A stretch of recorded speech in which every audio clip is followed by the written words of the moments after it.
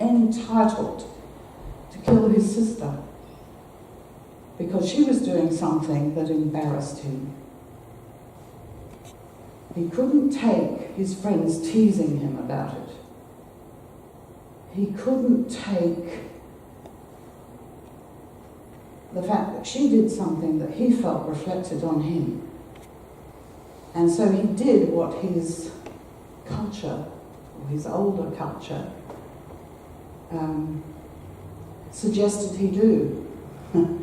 They had a belief that the honour of the family was the most important thing, or at least that was the excuse, the umbrella with which he hid his own embarrassment and inability to deal with what his sister was doing. Now, she was on the internet, which is not part of the Pakistani culture. She was showing her arms, neck, and she was a media star, so she had a bit of profile in the community. And she was interviewed at some point, and she said, "Oh, look, I'm doing this deliberately. I'm doing this because women need to be able to express themselves a bit more, because we need to get over these ideas that women have to stay in the background." Anyway, this young man drugged her, you've probably all heard about it, and strangled her. And he doesn't feel any remorse. Interestingly, his parents were interviewed, and the mother didn't say very much. I think she was just too confronted, too appalled, too grief-stricken. But the father actually spoke out, and he said he thought his son should be shot. So these poor individuals have lost 2 children, one way or another, and they are left grappling with a cultural situation and their own emotions. It's terrible. Terrible conflict. But these are the sorts of things we're seeing in the world right now. And we have to get over it somehow. We have to move on, evolve, and we're not just talking about ourselves, we're talking about everyone. And we're all in this. We're all stretching, trying to grow into a new way of being. Charles Fillmore sorted it out a long time ago. He knew about these things. He knew we would have to do this. So he wrote a lot of material. As you know, the unity movement grew out of it. But anyway, this led me to a discussion, or thinking discussion within my own head, about how we would go about coping with some of this. And I guess we're grappling with what some people would describe as the presence of evil in the world. And I think you can agree those actions are, the terrorist bombings, the young man who drove his bus through the crowd and killed children and anybody who happened to be standing around. They're about as close to evil as you can possibly get. At least that is so in my opinion. And in these circumstances, how easy it is for us all to lose touch with our centre.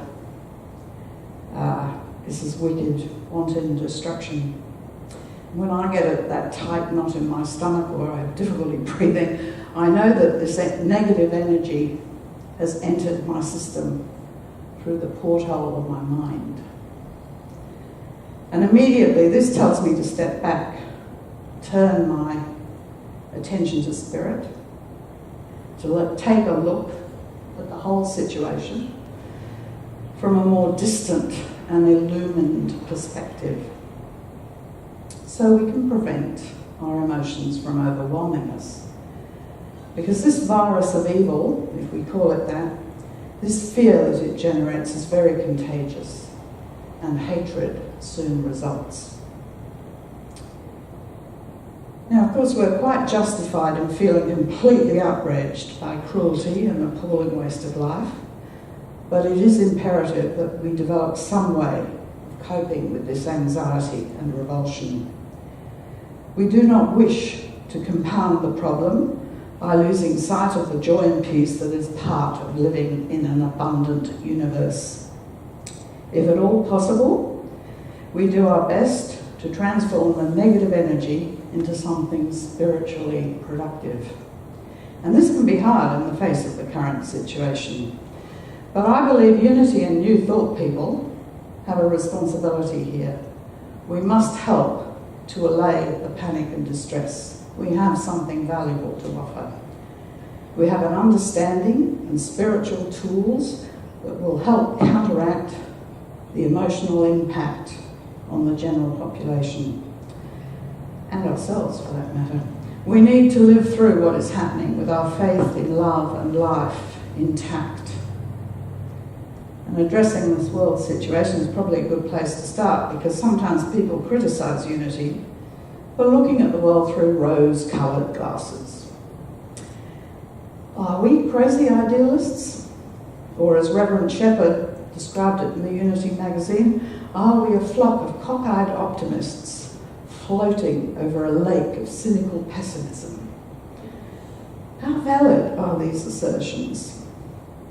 Well, for starters, my response would be, say, jumping in a lake of cynical pessimism doesn't sound too attractive. But we, as Unity people, are considered to float above does not worry me at all.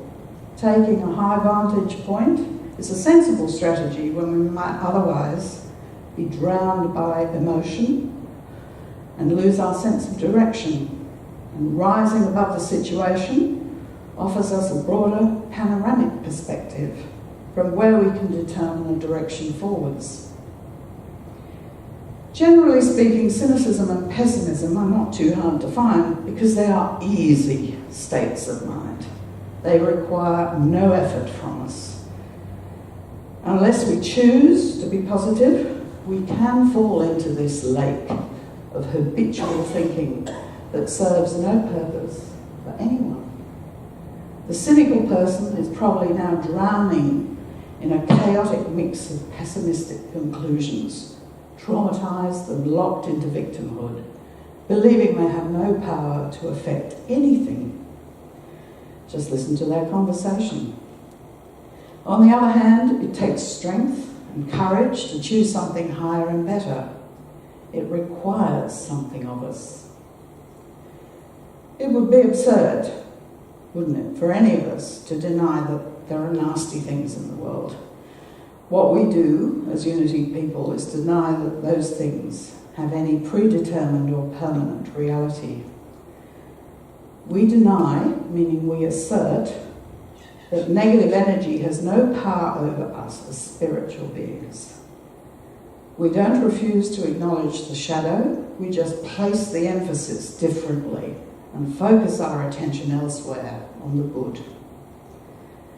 We believe this is very important because all thought is creative and will eventually expand into our reality, whichever way we choose to think. Unity does not bond with the world, the external world, that is.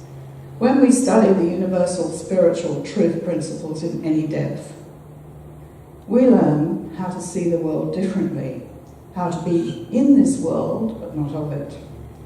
It takes practice, particularly if you happen to be part of a different thought tradition, where suffering is glorified and martyrdom is seen as a pathway to virtue.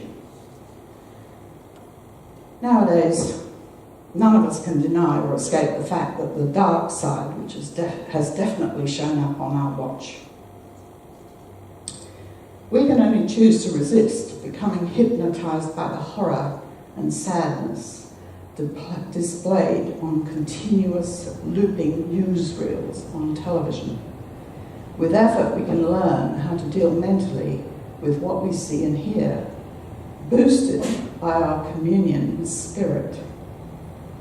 The bigger question is, how do we see things differently?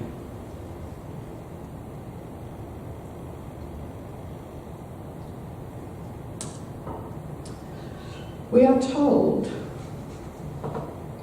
love brings up anything unlike itself for the purposes of release and healing.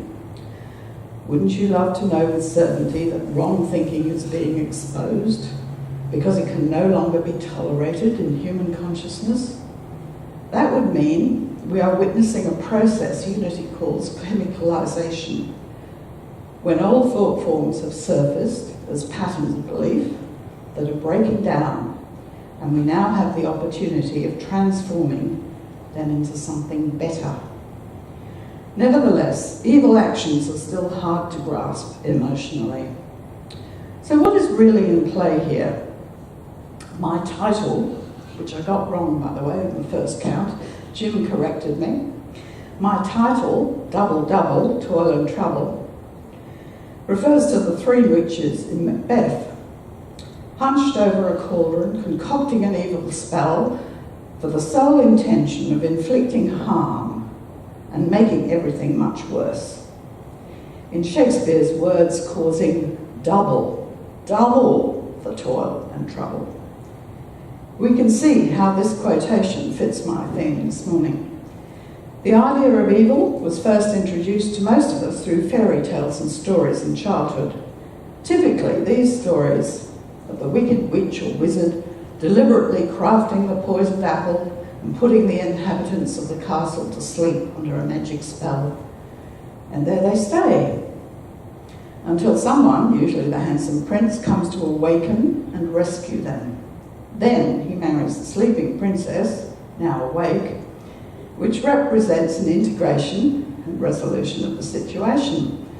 The symbolic struggle between good and evil, represented as two separate powers, is the basic stuff of fairy tales, formulated long before psychology became an official field of study. Children's stories help us prepare for life. If we do not acknowledge the perils of the shadow, we grow up as uncomfortably naive and overly idealistic adults who are not whole in appreciating how the mind can function. This person remains unaware of our basic vulnerability to the dark side. They can be swept away by this highly volatile energy of evil, especially if that evil has been sanctioned by the agency of a social authority, e.g. tribal warfare and genocide, or Hitler and the Jewish Holocaust. Anyway, naive and self-deceived people do not recognize evil until it is too late. In children's stories, good and evil seem to be given equal status and power. Evil can seem to be the stronger power, and that is because the narrative carries a sense of inevitability about what is about to happen in the story. But no, this is only illusion, because the story shows us that while evil may triumph for a while, it does not and cannot last forever. This situation can always be redeemed, no matter what. That's the point. The apparent supremacy of evil may endure for 100 years or more, which is only a blink of an eye in the panorama of human evolution, but it does not last forever. Another important point is that during the time the inhabitants of the castle and the princess are asleep, they do not age or decay. They are simply frozen in time. And what this means is that the creative life principle remains unaffected by the evil events in motion. The story's ending reassures us that the natural order always survives and will be finally restored. So rejoice in hope. In Unity terms, the cosmic order and natural harmony of the universe are eternal. The natural law of the universe can never be destroyed by evil deeds, even though we feel intuitively that what is taking place is an unforgivable offence against all of creation. We know this is true in our very bones. So, It is clear that evil has to be deliberately concocted before it can even exist. Therefore, it does not belong in our world.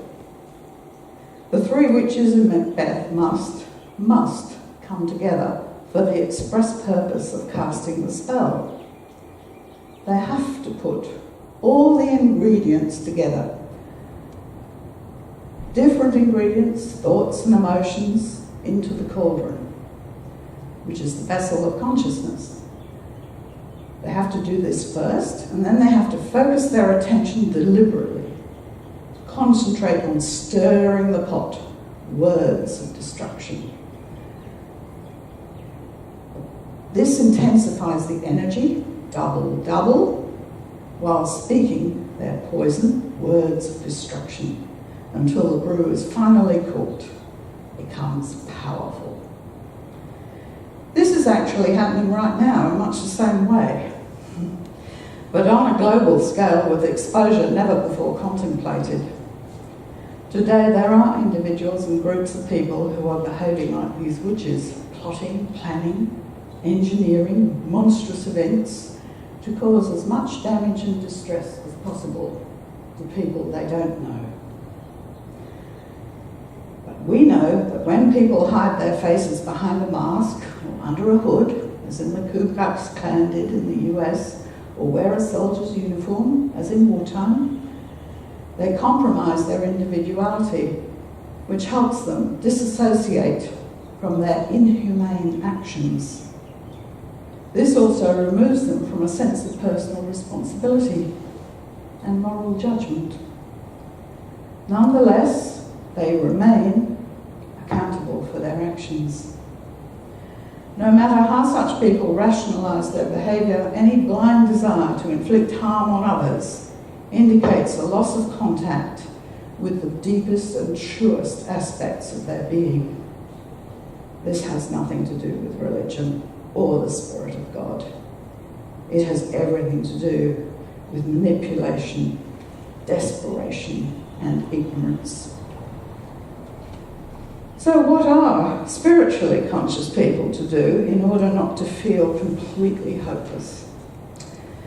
Well, for one thing, we can deliberately reduce the collateral damage that is being injected into our general community. We can all play a vital role in minimising the emotional fallout of these horrible and violent crimes. How? Well, my Troy was twice as long, and I really didn't want to put you to sleep for 100 years. So I took the next bit out and I put it in a checklist. There are some envelopes down there. It's pretty simple stuff, you know, but it just might serve as a reminder. There are some things that we can do, and I've written them down. They're based on unity and New Thought principles. Now, you may not need them, but take it away with you, and if you find yourself in the company of somebody who maybe hasn't heard about us or doesn't know about how to react to these things, you might find something in that checklist that will help them. So my thought was you could share this information. You will know when that's appropriate. Anyway, unfortunately, collective human evolution is a slow process. Even though we know the old world is in its death throes and archaic beliefs are crumbling fast, we often don't want to let them go without some resistance. When people sense that they are losing ground, they often hit out. Some decide to go down fighting, taking as many other people with them as they can. Violence, after all, is the ego's defence against extinction.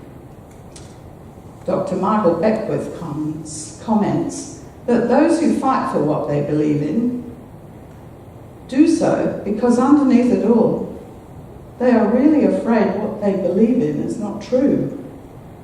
If they were confident, they would just want to live and practice what they believe. Now we must practice what we believe at Unity of Melbourne. Either way, we are in the process of forming global consciousness. The earth is but one country and mankind are its citizens, is the basic tenet of the Baha'i faith. This is a new paradigm.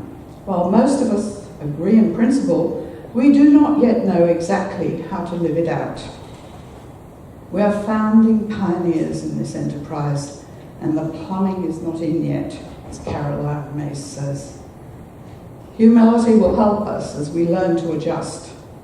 And as the late Wayne Dyer would advocate, at present, there is a great need to bring the higher awareness of love to the presence of the opposite. By the way, did you realise that evil is live, spelt backwards? And love is almost, well, it's EVOL, and if you add U in, it's almost evolution. Fascinating.